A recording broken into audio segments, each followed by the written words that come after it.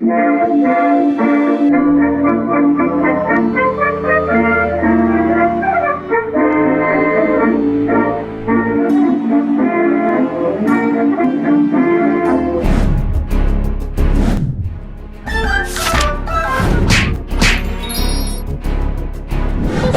kapwa ko mag-aaral.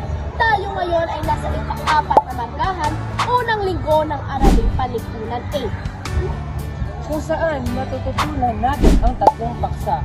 Ang unang paksa, dahilan ng unang digmaang pandaigdig. Ang ikalawang paksa, pangyayari ng unang digmaang pandaigdig. At ang ikatlo, bunga ng digmaang pandaigdig. Kaya ano pa ang hinihintay nyo? Tara na't samahan nyo kami upang aralin ang kasaysayan ng nakaraan. Ang unang digmaang pandaigdig.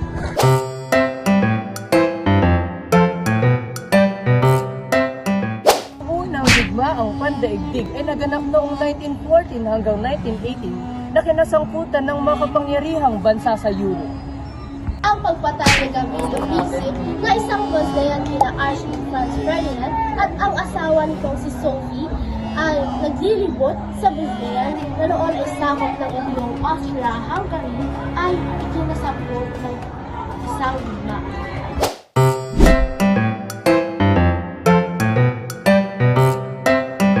Franz Ferdinand Karl Ludwig Joseph ay nabuhay noong Disyembre 18, 1863 at namatay noong Hunyo 28, 1914 ay isang prinsipe ng Austria at mula noong 1896 ay naging tagapagmana ng trono bilang emperador.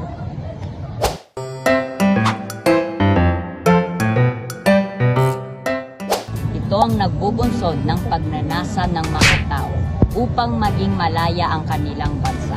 Tinatawag itong nationalismo. At ang imperialismo naman ay isang paraan ng pag-aangkin ng mga kolonya at pagpapalawak ng pambansang kapangyarihan at pag-unlad ng mga pambansang Europe. Militarismo, ito ay upang mapangalagaan ang kanilang teritoryo. At ang panghuli ay ang pagkakaroon ng alyansa dahil sa inggitan, paghihinalaan at lihim na pangamba ng mga bansang makapangyarihan. Dalawang magkasulungat na alyansa ang nabuo.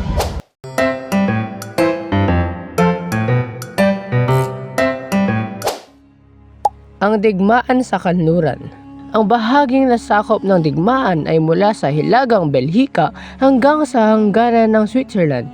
Lumusob sa Belhika ang hukbong Germany at ipinagwalang bahala nito ang pagiging neutral na bansa nito. Ang digmaan sa silangan. Lumusob ang Russia sa Prussia sa pangunguna ni Grand Duke Nicholas, pamangkin ni Tsar Nicholas II, ngunit nang dumating ang saklolo ng Germany, natalo ang buong Ruso sa digmaan ng Tannenberg.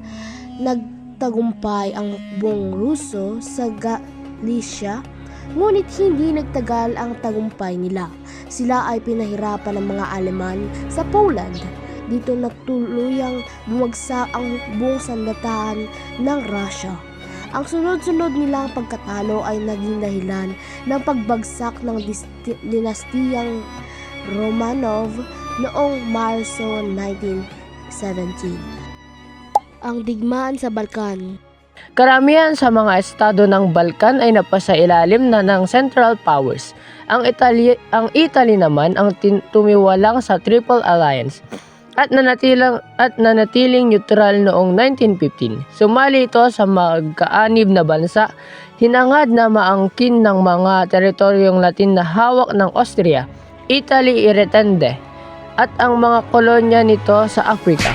Ang Turkey ay kumampi sa Germany upang mapigilan ang Russia sa pag-angkin ng Dardanelles.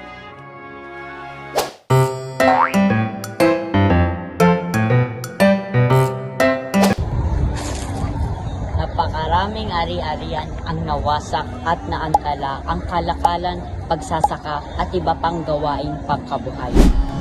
Natayang umabot ng 8,500,000 na katao ang namatay sa labanan. Nasa 22 million naman ang tinatayang nasugatan.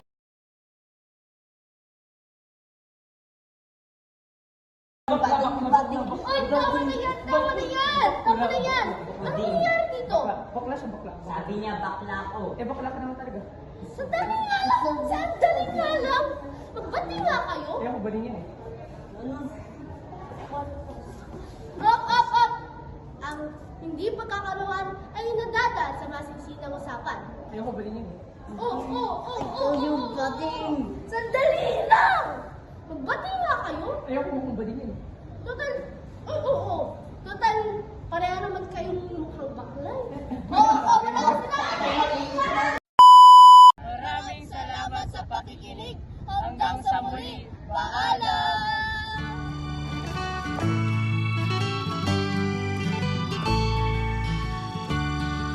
Ako'y isang Pinoy sa puso't diwa, Pinoy na isinilang sa ating bansa. Ako'y hindi sanay sa wikang mga banyaga, ako'y Pinoy na mayroong sariling wika.